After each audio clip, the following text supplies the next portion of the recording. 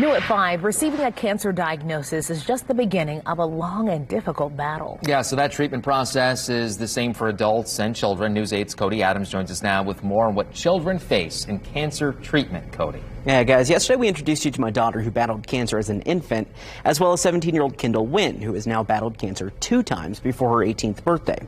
It took intense chemotherapy and a bone marrow transplant for both of these girls, a treatment plan that's hard on everyone involved. Treating childhood cancers can be a lot like a puzzle. It takes a lot of trial and error to make sure each piece fits just the right way to give the child the best chance of being cured.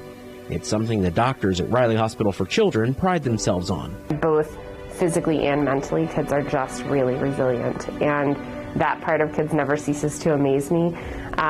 But the other part of it is that kids are young, and so they have much healthier organs than adults have, and so that affords us the opportunity to be really aggressive in the therapies so that we can achieve cure.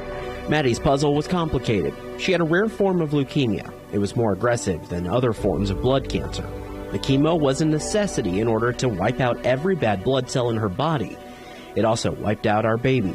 She slept nonstop and even had to have a morphine drip to fight off the intense pain. When she was awake, it was really hard because she couldn't tell us how she felt.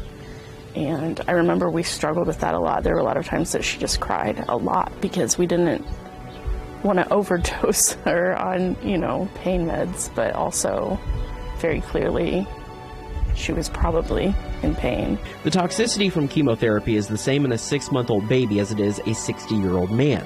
Dr. Skiles and her team are tasked with navigating the treatment plan to do what needs to be done without too much damage to the child. If you just look at the field as a whole, in general, patients do better when they're treated more intensively. The question is, can they tolerate the toxicity? For 17-year-old Kendall Wynn, it was a different journey. The first time she had cancer at 5 years old, she only did chemotherapy. That treatment lasted 3 years. A hard 3 years for Kendall and her mom, Tracy. I had all these medicines that I had to give her to her at a certain time, a certain amount, and everything like that. And the first time she took them, she threw them all up. And I was like, I freaked out because I was like, I can't do this. I cannot do this. And I just stepped away. I took a moment. I cried. And I was like, I can't see her. Let her see me cry. I just have to get through this. And she did. When Kendall's cancer returned, she only had one option. She had to have a bone marrow transplant at Riley. I'm going to be honest, that meeting that we had as a family with Dr. Skiles, I cried the whole time. I heard bits and pieces. So, like I said, all I heard was transplant. And like you said, this is my only option.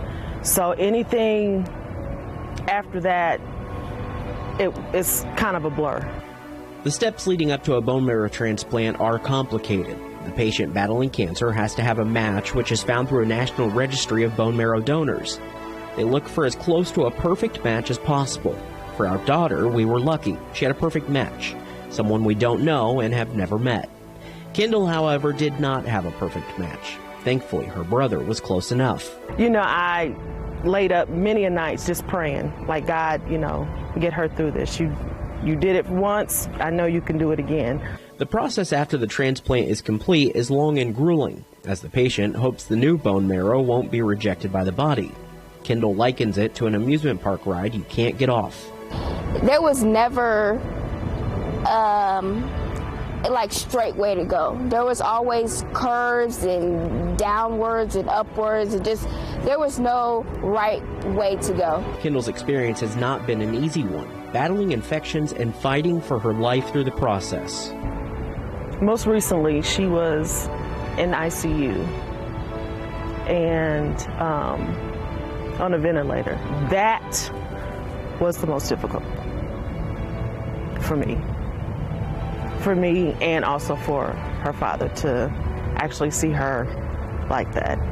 Thankfully, Maddie's transplant worked perfectly, not without its hiccups along the way. But now, 7 years old, things could not have gone much better. We know, thanks to science and the study that she was enrolled on, is that her specific mutation, there has been 100% survival in that particular population of without relapse. And that is such an amazing thing to know.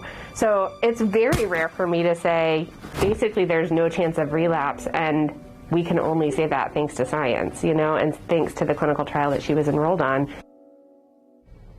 Now, no child who is battling cancer has that same journey. Thankfully, we have a lot of scientific research, like the study Maddie is a part of, that continues to help the doctors make the best treatment plan decisions.